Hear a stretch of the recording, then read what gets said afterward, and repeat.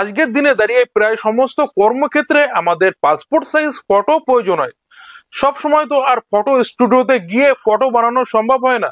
তবে আজকের এই ভিডিওটি দেখার পর আপনি যে কোনো সময় দিনে অথবা রাতে, আপনি বাড়িতে থাকুন বা বাড়ির বাইরে, যে কোনো সময় যে কোনো জায়গায় বসে আপনি পাসপোর্ট সাইজ ফটো তৈরি করতে পারবেন মাত্র 30 সেকেন্ডে।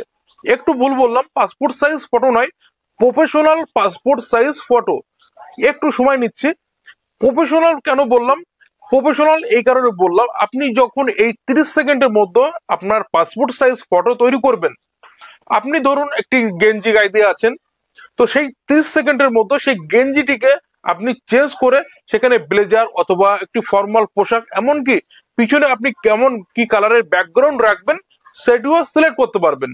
তাহলে চলুন আর দেরি না করে এই কাজটি কিভাবে করতে হয় দেখে নিই। তার আগে এখনো পর্যন্ত আমাদের এই ভিডিওটি লাইক না করে থাকলে অবশ্যই একটি লাইক করুন, সঙ্গে চ্যানেলে প্রথমবার এসে থাকলে অবশ্যই চ্যানেলটি সাবস্ক্রাইব করে পাশে থাকবেন, যাতে এই ধরনের ইন্টারেস্টিং ভিডিও আপলোড করলেই সবার আগে আপনার কাছে পৌঁছায়।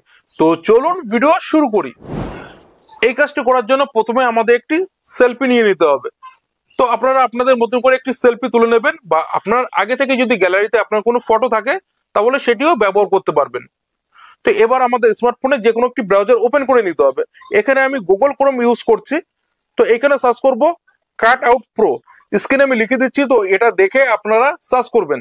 তো এখানে কাট আউট প্রো লিখে সার্চ করলে প্রথম যে ওয়েবসাইট বা লিঙ্ক দেখতে পাচ্ছেন cutout.pro, এইখানে ক্লিক করবেন। ক্লিক করলে এইরকম ইন্টারফেস দেখতে পাবেন।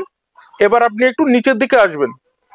নিচের দিকে আসলে এখানে একটি অপশন দেখতে পাবেন, পাসপোর্ট ফটো মেকার। তো এইখানে ক্লিক করবেন। ক্লিক করলে এরকম ইন্টারফেস চলে আসবে, আর এইখানে অপশন রয়েছে আপলোড ইমেজ। তো এইখানে ক্লিক করবেন। ক্লিক করা মাত্রই আপনার ফোনে গ্যালারি ওপেন হয়ে যাবে। এখান থেকে আপনাদের সেলফি নেওয়া ফটো বা আগে যদি কোনো ফটো থেকে থাকে যেটা আপনি পাসপোর্ট সাইজ ফটো তৈরি করতে চান, সেটি সিলেক্ট করবেন। তো এখান থেকে আমার ভাইয়ের একটি ফটো আমি সিলেক্ট করছি। এখানে সিলেক্ট করলাম। সিলেক্ট করার পর এইখানে যে ডান অপশন রয়েছে এইখানে ডান করলাম। তো এখানে কিন্তু দেখুন অটোমেটিক যে লং ফটো ছিল সেখান থেকে পাসপোর্ট সাইজ ফটো এখানে নিয়ে নিয়েছে। এখানে অনেক অপশন রয়েছে, এখানে কিন্তু খুবই গুরুত্বপূর্ণ, আপনারা সঠিকভাবে দেখবেন। আর আপনাদের যে ব্যাকগ্রাউন্ড প্রয়োজন সেটি এখান থেকে সিলেক্ট করবেন। তো এখান থেকে আপনি যদি স্কাই কালার রাখতে চান এখানে ক্লিক করবেন, বা ব্ল্যাক রাখতে চাইলে এরকম ক্লিক করবেন, বা অন্য কোনো কালার রাখতে চাইলে সেটি ক্লিক করবেন। এখানে আমি স্কাই কালার রাখছি। এবার 3 নম্বর যে অপশনটি রয়েছে এখানে ক্লিক করবেন। এখানে দেখুন অনেক ড্রেস রয়েছে। আপনার এই ড্রেসটি যদি পছন্দ না হয় সেক্ষেত্রে কিন্তু চেঞ্জ করে এগুলো আপনি পরাতে পারবেন। তো এখান থেকে আপনাদের দেখিয়ে দিচ্ছি। তো এখানে আমি যদি একটি ফর্মাল পোশাক পরাই সেক্ষেত্রে এইখানে যে ফর্মাল পোশাকটি রয়েছে এখানে ক্লিক করব। আর অবশ্যই এখানে যখনই ক্লিক করবেন আপনাদের এখানে জিমেল অথবা ফেসবুকের মাধ্যমে কানেক্ট করতে হবে, বা একটি অ্যাকাউন্ট করে নিতে হবে। তো এখানে দুটো অপশন পাবেন, ফেসবুক অথবা জিমেল। সহজেই করতে চাইলে জিমেলের উপর ক্লিক করবেন, আর সেখানে অটোমেটিক লগ ইন হয়ে যাবে। তারপর থেকে আপনি যে কোনো ড্রেসের উপর ক্লিক করবেন, সেই ড্রেসটি এখানে পরানো হয়ে যাবে। তো এখান থেকে যদি আমি একটি অন্য ড্রেস পরাই সেক্ষেত্রে একটি ড্রেসের উপর ক্লিক করলাম। এখানে কয়েক সেকেন্ড সময় নেবে ফটোটি রেডি করার জন্য। তো এখানে দেখুন এখানে ড্রেস চেঞ্জ হয়ে গেছে। আমি যদি এখান থেকে একটি ব্লেজার পরাই সেক্ষেত্রে ব্লেজারের উপর ক্লিক করতে হবে। এবার দেখুন এই ফটোটি কতটা প্রফেশনাল মনে হচ্ছে। তো এবার সেভ করার জন্য এখানে ডান করলাম।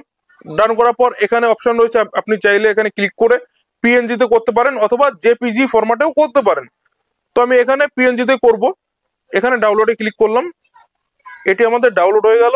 এখানে ওপেন করলাম। ওপেন করলে দেখতে পাচ্ছেন যে কত সুন্দর পাসপোর্ট সাইজ ফটো আমরা এখানে তৈরি করলাম। যার কারণে প্রথমেই বললাম, শুধু পাসপোর্ট সাইজ ফটো নয়, প্রফেশনাল পাসপোর্ট সাইজ ফটো মাত্র 30 সেকেন্ডের মধ্যে বানাতে পারবেন।